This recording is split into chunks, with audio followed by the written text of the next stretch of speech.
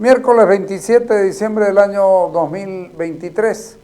Seguimos nuestro recorrido por los recuerdos de la Navidad que tiene la gente a la que accedió a conversar con nosotros y que tuvo la gentileza de venir. Melvi Ruiz y Johnny Fernández nos hablan de sus Navidades y de su vida un poquito. Dale.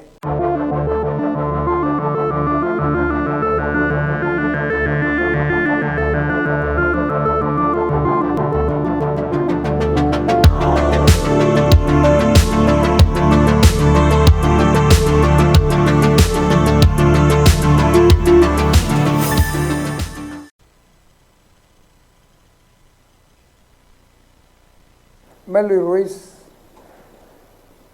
¿cómo te llevas con la Navidad? Hola, Carlos. Ahora puedo decir que bien. Ahora. ¿Por qué ahora? Porque cuando tuve a mi primera hija, hace 25 años, decidí que... ¿Hace cuánto? 25. No tengo problemas con la edad. Decidí de que en mi casa se festejaba Navidad en familia, sea lo que sea, ¿no? Y a partir de ese momento siempre procuré que en mi casa estén, sobre todo mi abuela, que fue con la persona que yo más tiempo estuve, con la que me crié, mi mamá, mi papá y mis hijas. Y durante el tiempo que estuve con el papá mía, siempre fue así. Con José Luis. Tuve siempre la Navidad en familia y nada, no hay nada que rompa esa tradición en familia. ¿Y antes cómo era? Antes había algunas diferencias por el tema de que mi mamá trabajaba en la farmacia, tenía turnos a veces en Navidad, entonces no estaba. Entonces yo estaba más con mi abuela y siempre había algunas circunstancias en que no estábamos todos. Digamos, ¿no? ¿Tu abuela es chiquitana? Mi abuela es chiquitana, es mestiza, es español con paico, paiconeco, que es una comunidad de la Chiquitania, ¿no? Ella apellida Chávez Poiquí, ¿ya? Es bien allá. Mi familia en San Javier es en su mayoría igual mestizo, pero tengo mis tíos que viven en comunidades, que son parte de la comunidad paiconeca, ¿no? Que pertenece a la OIC. Entonces, por parte de mi abuela, sí, tengo esa línea y obviamente me llevo mejor con ese lado. Por parte de mi abuelo venía de Guarayo, su bisabuelo de mi abuelo era cacique Guarayo. Ya, entonces cuando me contaba mi abuelo que cuando vino el proceso de colonización, a él muy pequeño, los grandes señores, que eran dueños de Cacho La Esperanza y toda esa zona, se lo llevaron a mi abuelo en el Beni, que traían ganado, ¿no es el Beni?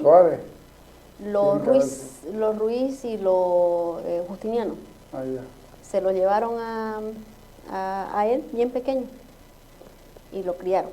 Por eso él lleva el apellido, mi abuelo lleva el apellido Ruiz. Ah, por eso vos sos Ruiz.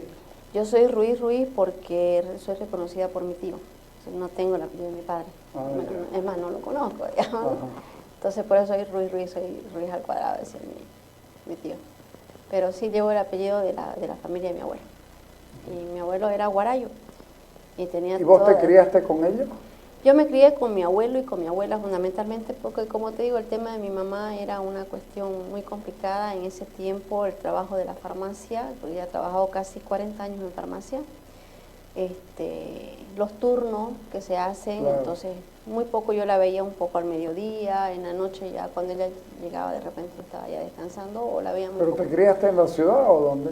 Yo me crié en la ciudad a partir del segundo anillo para afuera, donde todavía las calles eran de tierra, donde todavía podías jugar, digamos, ¿no? En la calle. Yo me quedé ahí, pero los fines de año mi abuela sí o sí pasábamos Navidad y de ahí nos íbamos a San Javier, bueno, a la comunidad. Nos íbamos a San Borjita, ahí estaban todos, llegaban todos ahí. La familia completa, ya a veces llegaban mis otras tías con sus hijas, mis otras tías, todos ahí. O sea, ¿celebraban más Año Nuevo que Navidad? En sí celebrábamos ya después de Navidad. Y Año Nuevo muchas veces ahí, otros ya se iban al pueblo. Porque la comunidad estaba como a 1 hora más o menos del pueblo. Entonces, los que querían se iban al pueblo, pero los demás ¿Y en qué se iban?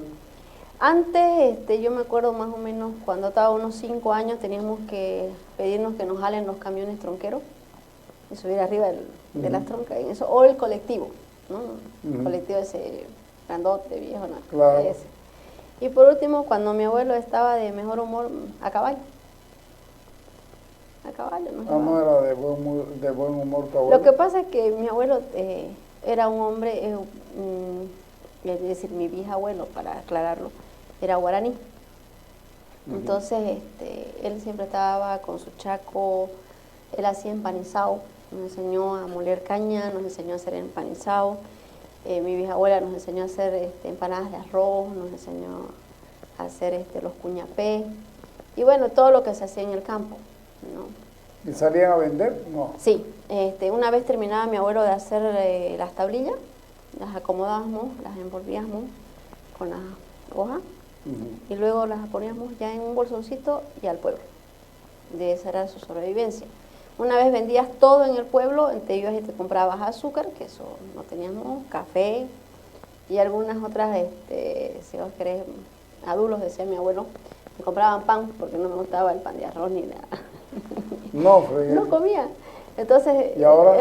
ahora pues me encanta, ¿no? Pero pues en esa época mi abuelo me compraba una bolsita de pan y cuando llegaba a la casa, como éramos varios primos y entera, éramos como unos 12 o 13, más o menos entre las mismas edades, entonces decía, este pan es para la chichi y nadie lo toca. Entonces nadie lo tocaba porque yo no comía ni ¿Y pan tu de arroz, hermana? Mi hermana, tuvo algunos momentos así, pero ella más estaba con mi mamá y con mi papá, bueno, con mi padrastro, digamos, con el esposo y mamá. Entonces, esa es otra cosa cuando están en estas situaciones en los hogares. Entonces vos sabés, esas navidades no eran buenas para vos. no era tan buena así, digamos, ¿no? Como que mi mamá estaba un ratito y luego se iba, porque tenía que pasar también mi padrastro Navidad con su mamá. Entonces era como que hasta las 10 aquí y de las 10 para allá, digamos, ¿no? Se dividía. Entonces no era que tampoco nos dejaban abandonados, pero era máximo hasta las 10 de la noche porque ella tenía que ir a cumplir con la familia de su esposo, pues, ¿no? Claro. Además, mi padrastro, que ahora yo le digo papá, yo lo conozco desde que tengo su razón, digamos, ¿no? Casi 40 y tantos años. Entonces, esa era la relacionamiento. Por eso esas navidades como que yo las veía así. Y cuando ya yo formé una familia, dije, no, las navidades se pasa esta familia. Antes de formar familia, vos eras muy apegada a la Iglesia Católica porque te formaron muy bien. Claro, lo que pasa es que como mi abuela era justamente de pueblo y gente de campo, en la Chiquitania se acostumbra mucho el respeto a lo religioso, ¿no? Todas las festividades religiosas las festejamos y de la manera más ordenada. Mi abuela era de las que bailaba con su tipó y todo para la fiesta del pueblo, ¿no? Ella tenía hasta su collar que utilizaba para las fiestas, para las fiestas religiosas. Ella tenía su traje, su tipó y todas sus cosas que se ponían. Ella bailaba y mi abuelo usaba también bastón de cacique. Entonces ellos eran del pueblo. Y sagrado, los días domingos sí o sí tenías que ir a misa. Bien bañadito, bien caminito y con tu mejor ropita, ¿no? No te podías poner cualquier cosa, no, tu mejor ropita. Entonces me acostumbré a eso. Todos los días del año, todos los domingos, tenías que estar en misa. Y mi abuela acá, cuando ella estaba, cuando en la ciudad, igual, lo mismo. Entonces me acostumbré a eso. Yo dejé de ir a misa todos los domingos cuando mi abuela falleció. Porque ya era una tortura, ¿no? Llegaba a misa y... Claro. Y era yo y mi hija, ¿no? La que me acompañaba, entonces dije no. Pero y luego vos, ya volví a recuperar, pero ya en la noche. Antes de tu hijo y esta cosa, fuiste muy activa en la pastoral o en Sí, esta cosa. Estaba en la coordinadora de instituciones juveniles, en la COIF, donde estaba la pastoral social juvenil. Y además yo fui formada en el DNI, Defensa Internacional, con el padre Pifarré. Ah, no, pues. Entonces ellos eran parte de mi formación, con Domingo Ábrego, con Sonia Soto. Entonces nunca estuve muy alejada, ¿no? Y en su momento inclusive recibí formación del padre Mauricio Bacardí. en el CEAP. Entonces, sí, siempre he estado apegada a la parte de Y la iglesia y la Navidad siempre han tenido una relación. Tienen un significado muy importante, más allá del tema de los regalos, de todas esas cosas, tiene el significado de lo espiritual, ¿no? El reconocer que nace un Dios para todos, y que te puede generar esperanza de que las cosas ¿Seguís pensando lo mismo? Llegó un momento de quiebre cuando empecé mi formación política, donde te hacen, no dudar, pero sí te hacen repensar algunos conceptos y algunas cosas que tenés, que a lo largo de tu vida lo has manejado, digamos, ¿no? Como que, no, la Navidad es una invención que hizo la Iglesia Católica para tener a su gente, para tener un momento de... Claro, y un muchacho joven... No, pues 14, 15 años que vas a estar discutiendo algo así, digamos, ¿no? Aunque nosotros lo discutíamos, pero como te digo, llega ese momento de quiebre en que no querés saber nada de la parte religiosa, porque además te dicen, te adoctrinan para que vos obedezcas. Y en el partido te adoctrinan también, pero ahí no te dicen, no te lo reconocen. Entonces, ahí se formó un poco de quiebre, pero pese a ello, yo era rehuyente ya a ir a la iglesia, pero mi abuela me decía, no, vos vas porque vas. Y yo le tenía un respeto único. Si mi abuela me decía, vos de aquí no te movés, y me tenía 3 horas sentadita, a las 3 horas estaba sentadita. O sea, no había forma en que yo no desobedezca a mi abuela. Y cuando te vas al extranjero a estudiar y a trabajar no fue fácil eso. No fue fácil, pero mira, yo creo que la vida ha sido medianamente buena conmigo, porque cuando estuve estudiando en Sao Paulo, fui justamente a la Universidad de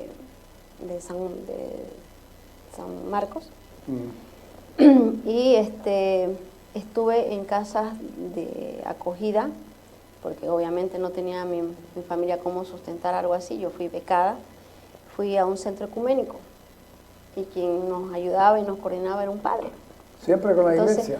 Claro, la iglesia siempre fue, aunque no creas, mucho de los movimientos sociales aquí en Bolivia fueron generados por la Iglesia Católica. Claro que sí, por supuesto. Por no decirte la mayoría de todo. Sí, por no decir todo, porque la iglesia te empezó... Todos alguna vez hemos trabajado con la iglesia. Claro. Entonces, estuve allá en las casas de acogida, como te digo, en el Centro Ecuménico de Formación, y quien me acompañaba, en este caso en mi proceso de formación, era un sacerdote. Entonces, de alguna manera, estaba cerca.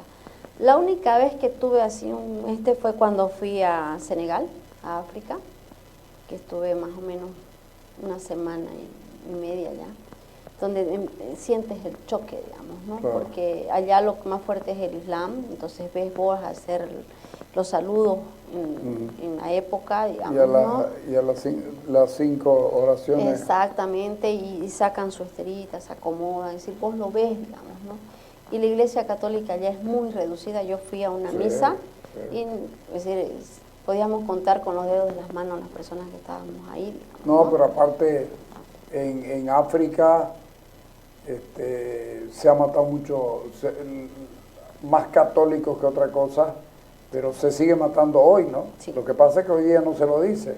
Claro, hoy día no se le da tanto. Hay un libro de Pilar Iraola, si no me equivoco, no me acuerdo, creo que es de Pilar, que es tremendamente duro sobre la cantidad de católicos que mueren por año por su fe. Sí. Entonces ahí uno replantea un montón de cosas. Así es, yo como te digo, fui a misa, me sorprendí y después decía, pero para mí era ver una misa en la catedral aquí y ver una misa en África. ¿Y a qué fuiste a África? Nos llevaron en ese tiempo a un encuentro mundial de niños y adolescentes que participaban en la guerra. Lo que pasa es que, por ejemplo, en Centroamérica, en El Salvador, se utilizó mucho a los niños para la guerra de guerrilla, claro, como sucedió en otros países en Latinoamérica. Y en Europa también se utilizaba a los niños en la guerra. Nos explicaban el por qué se los utilizaba, porque decían que era la mejor arma. Claro, ya no que el tienen niño no conciencia tenía de- conciencia de lo Claro, que estaba haciendo, claro. entonces le decían matás a este, y los iban y mataban. Eran muy buenos como francotiradores. Sí, además de que los empezaban a entrenar a los 9, 10 años y a los 15 pues tenías unos expertos, ¿no? Y fuimos a este encuentro justamente a debatir todo lo que tenía que ver con las políticas que hacía Naciones Unidas, que hacía la OEA, que hacía la OTAN, con respecto a sacar a los niños de los ¿Cómo te conflictos escogen bélicos. para ir allá?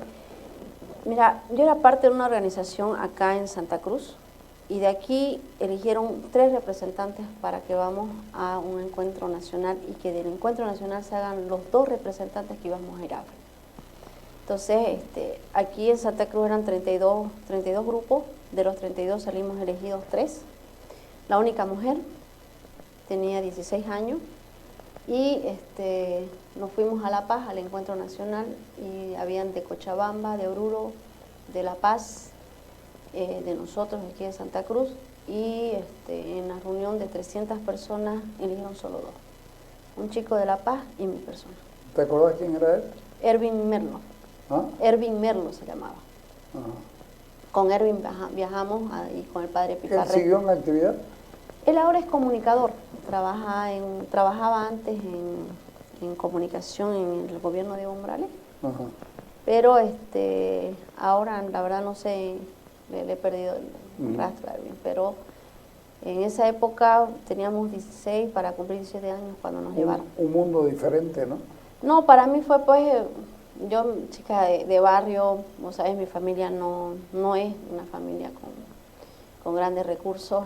Mi madre se ha forjado desde que tiene 8 años, entonces mi madre es una persona muy sacrificada, trabajadora, y mi madre era la que te decía, ese zapato te dura un año, y yo me gustaba jugar pelota y pelotera era. Era basquetbolista, ¿no? Sí, jugaba en el equipo de Oriente Petrolero en básquet profesional.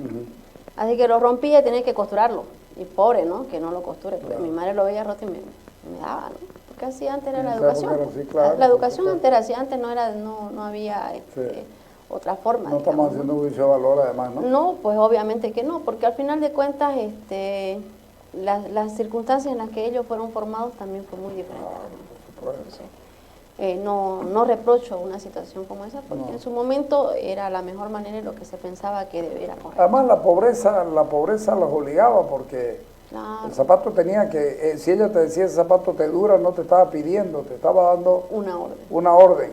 Te dura porque no tenía para comprar otro. No, pero además te enseñaba la responsabilidad, ¿no? Porque te tenía que durar. Entonces vos tenías que saber que si te metías al agua, que si hacías esto, se iba a fregar, digamos, ¿no? Entonces has andado descalza mucho tiempo. Patapila, como decía mi abuelo, te encanta. Claro. Además me gustaba andar descalza porque corría por la casa y me gustaba subirme a los árboles. Entonces patapila es más fácil porque con zapatos resbalan, ¿no? Entonces, yo la verdad con ir a África para mí fue un golpe único. ¿En qué mes estuviste en África? Estuve en noviembre hasta diciembre. ¿De qué año? Del 93, 94, 93. Nunca había viajado en avión y Nunca en mi vida había subido. Hasta que fuiste a La Paz, digamos.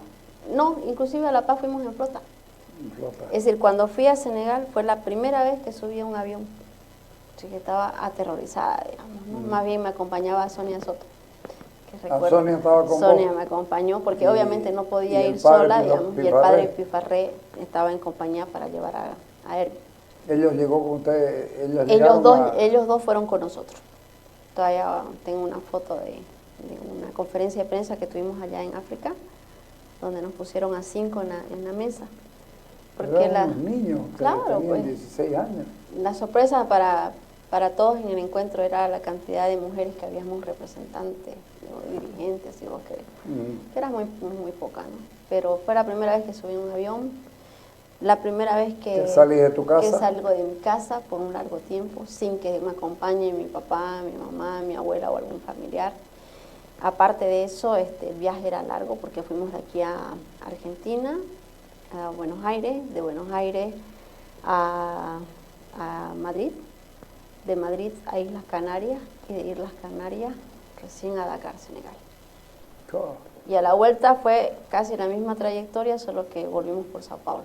Y de Sao Paulo ya acá. Y además eso, primera vez que conocí el mar, pues. En Claro. mi vida lo había visto, digamos, no nos Ah, llevaron ni pensabas conocerlo. más de los libros, digamos, ¿no? Nos llevaron a la isla Gorée, de donde salieron los primeros esclavos hacia América, y nos mostraron, nos hicieron recorrer los lugares, las zonas donde los encadenaban, cómo los acomodaban, y hay vestigios todavía de la época, te muestran todo lo que... Y ahí fue la primera vez que conocí el mar. Para mí, pues, ya, era la cosa más importante que había tenido en mi vida. Claro, por supuesto, y además por suerte peladita. Sí. Te pido un corte, cuando volvamos me vas a contar otras cosas de esta tu vida y la relación tuya con la Navidad. ¿Ya? Dale.